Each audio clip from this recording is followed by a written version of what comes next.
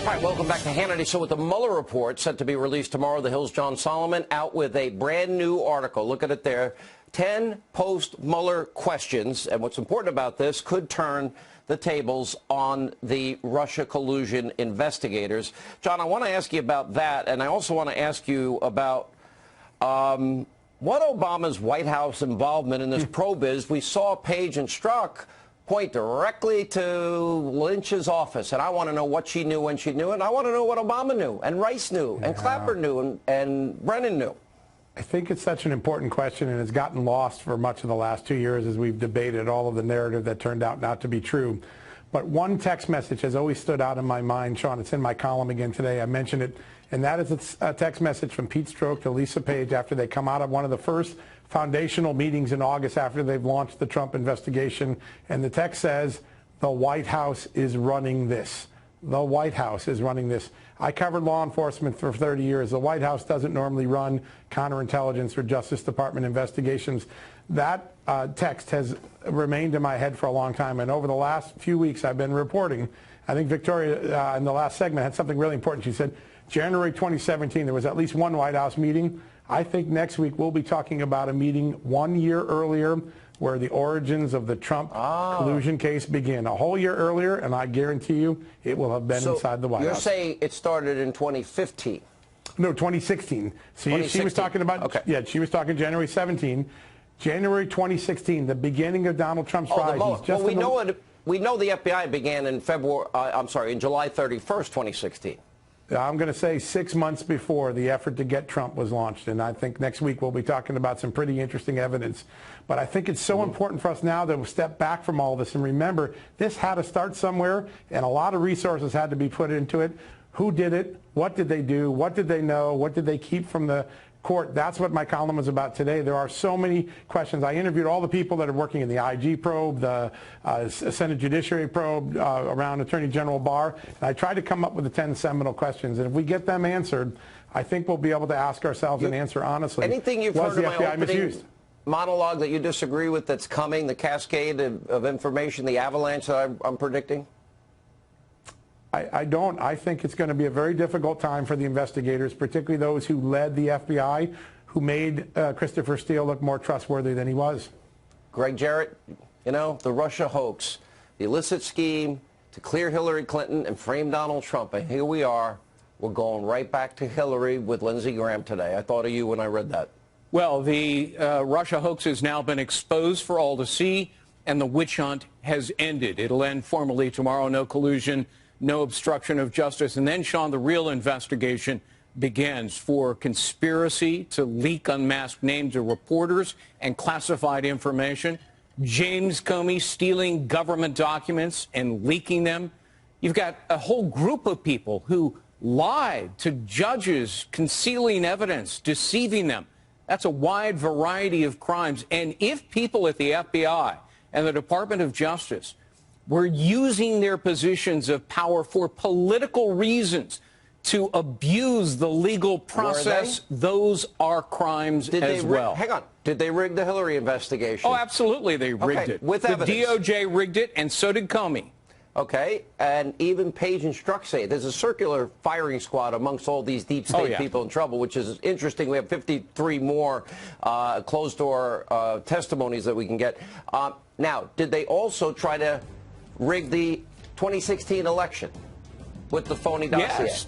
I mean, they were spreading this phony dossier all over Washington, Congress, the Gang of Eight, to many members of the media in order to rig the election. These people try to basically commit a coup and unseat a duly elected president. And when that failed, they tried a coup again, thanks to Rod Rosenstein under the 25th Amendment and considering recording the president to gather incriminating information.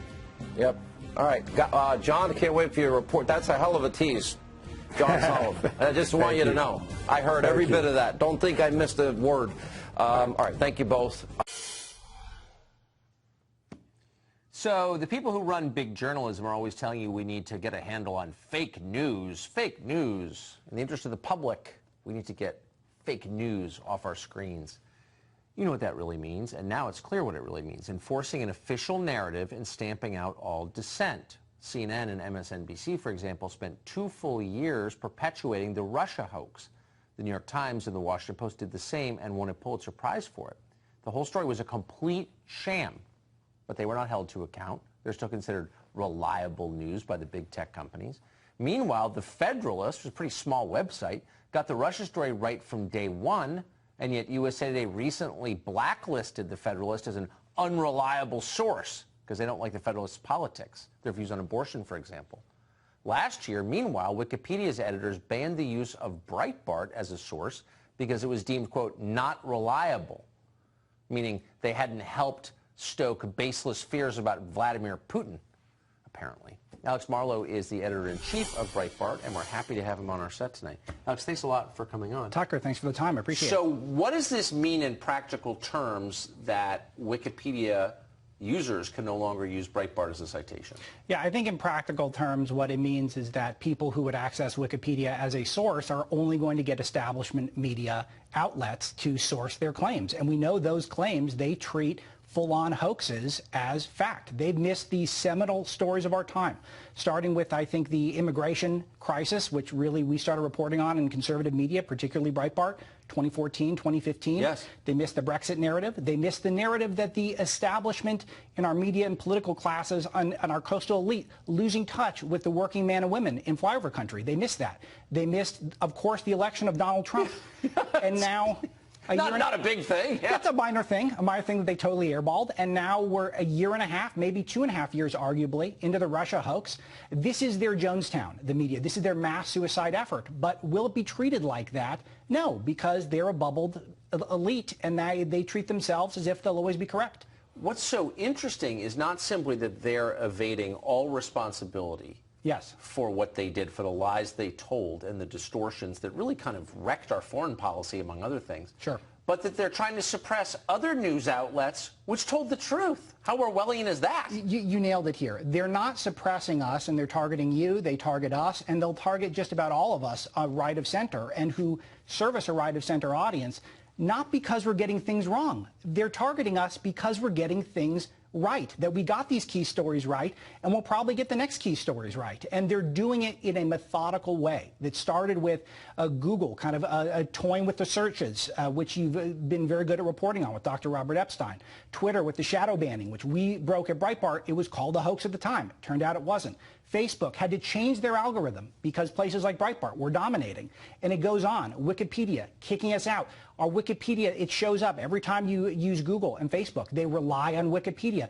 This is methodical, and they'll continue to expand this. Microsoft is now in the blacklisting game. They team with this group called NewsGuard, which is, of course, they sanction all the places that got the Russia hoax wrong, and they treat places like Breitbart and even the Drudge Report as fake news. It's ridiculous, and they'll continue. Next is going to be debanking. They're going to decapitalize people, not just with right-of-center worldviews. They're doing this with people who even want to have a pipeline, want to work in the energy sector, and aren't woke fascists who want the Green New Deal.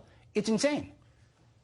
Since free speech is dying, and what's killing it is not government, but big monopolies sanctioned by government. Yes. Do you know anyone in government who might be able to save free speech for the Republic? I mean, why is nobody doing anything about this? I don't know, and that's exactly the question I was hoping you would ask, because I do hope that this is the most powerful audience in all of news, and I think that it would be great if the powerful folks who are watching it, understand that this is the battle. They are trying to win the 2020 election by shutting down and censor the outlets that might give voices to the voiceless, the people disenfranchised. You really think you're going to get reelected president if nobody can hear your message? Absolutely. They see this crystal clear, and that's why they're trying to shut down you and me. Alex Marlow, come back anytime. Great to see you. Thank you, Tucker. Thank you very much. Ben Shapiro hosts one of America's top podcasts, The Ben Shapiro Show. He's the author of the book, The Right Side of History, and we're happy to have him on set tonight in Los Angeles. Ben, it's great to see you. Thank you. I know how I kept a straight face while you did that. I don't know how I did. There's so many levels here, but I do believe that this is the end of the Beto O'Rourke phenomenon. Yeah, I think he's toast. What are the lessons that we should draw from what we just saw? Well, I think that you can run in the moderate lane as the Bobby Kennedy candidate so long as there's not anything newer on the block. Buttigieg came along and drank his milkshake, and he had some intersectional credibility. The problem for Beto is that he happened to be straight and also white, just like Bobby Kennedy was.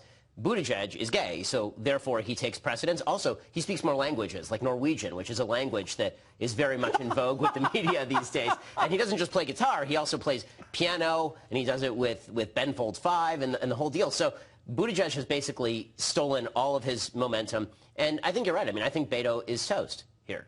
Speaking Norwegian and playing the piano, and I'm being sincere, are actually impressive cool. things to do, for sure, and I'm impressed by them. But they're not really policy prescriptions. They're not ideas that are going to improve America. Neither is who you sleep with relevant to running the country, as far as I can tell, or any of these criteria meaningful. So, like, where's the part where we get to debate their ideas for the country? Well, the problem is, obviously, that there's only one thought leader in the Democratic Party right now, and that's Bernie Sanders. And what you're seeing is a bunch of candidates who are attempting to steer into the Bernie Sanders lane. And there's no room in that lane. Bernie Sanders has occupied that entire lane. You talk about ideas candidates. The one candidate who keeps shouting ideas from the rooftops is, of course, our Native American candidate, Elizabeth Warren, who keeps spouting ideas every 5 minutes. Here's a new policy prescription. Why isn't anyone paying attention to me? And the answer is because you are in Bernie Sanders' lane. He is the thought leader in this lane. Well, in the moderate lane, there are no thought leaders. They're just a bunch of people with platitudes. Biden is presumably the thought leader, but Joe Biden doesn't have enough thoughts to be a thought leader. And so who exactly is going to come along and occupy that lane while still being able to win over the woke intersectional base of the Democratic Party? Whoever does that has a possibility at the nomination. Right now, Buttigieg can do that only insofar as he can speak the platitudes that sound moderate. But when he's actually pegged down, as you've noted, he's just as far left as Bernie Sanders is. He's a guy telling us what a great Christian he is, who's for abortion up until birth and for sex selection. Spare me your Christian talk, please. It's absurd. I'm just struck, though, by Bernie could be the one guy. I mean, I want to have a conversation about ideas because I think it's important. And clearly we need to make some changes to the way the country's going. But Bernie doesn't really seem to be an ideas candidate when you listen to him. He almost never says anything, unlike Elizabeth Warren, he never says anything interesting. Why is that? Well, I mean, I think that his ideas are so radical, but they are consistent. And so everybody has followed him out to the fringe. So you can shout Medicare for all, and what you'll see is every Democrat then pay homage to Medicare for all. Footnote, we don't really want Medicare for all. We want sort of a gradualistic plan that may achieve Medicare for all sometime in the future. Right. But everybody is trying to imitate Bernie. Bernie is the guy who is really running this race. Bernie's almost in a position right now that Trump was in 2016, where everybody in the Democratic Party who's running is afraid to tick him off because they hope that eventually he'll collapse and they'll get his support. But he's riding at 25 to 30% in virtually all of the polls. That support is extraordinarily durable. I don't think that it's going anywhere. And so he can just steer that lane. He could win Iowa. He could win New Hampshire. He could do well in California and New York. There's a reason that Democrats are running scared of Bernie. And what is puzzling to me is that they are so interested in what the journalists on Twitter say, this kind of echo chamber in the media say, that they won't just go to where the mainstream of their own party is, which is the moderate area, right? Joe Biden is a terrible candidate. He's actually leading in most of these polls because he is perceived as a moderate. It's totally true. But that was true of Beto and Buttigieg, by the way. The reason both of them were doing well for a moment there was because they are both perceived as moderate with all of the platitudes. And then when you get down to policy, it turns out that they want to be more like Bernie than like Biden. Nobody in the Democratic Party actually has the stones to run as a moderate inside the Democratic Party, even though it's probably the best possible way for them to win the nomination. And I think you're absolutely right. And your diagnosis is that they are captive of social media, and that's why? I think they're captive of social media. I think that they're captive of the intersectional woke base. I think they're afraid that they are going to be held hostage to the dictates of the New York Times editorial board and people suggesting that they're not woke enough if they don't pay homage to the latest flavor, slavery reparations, or whatever it is today. I think the person who gives the finger to that mob gets the support of millions. I think that's right, and then has a good shot in the general. Right. But I don't think any of them have the actual... You'll probably get my support. I mean, if someone were to stand up and say, you know what, I'm not taking orders from you. How's that sound? I don't even care what the person is for. I'd probably vote for him because I'm so desperate for that. I mean, that is why if a Democrat actually were able to do that, they would win sweeping support. But they can't do that. But we've been saying this for years. All you have to do is not be crazy, and they can't stop themselves. They just can't. So good. Ben Shapiro, great to see you. Thank you. Good to see you, too.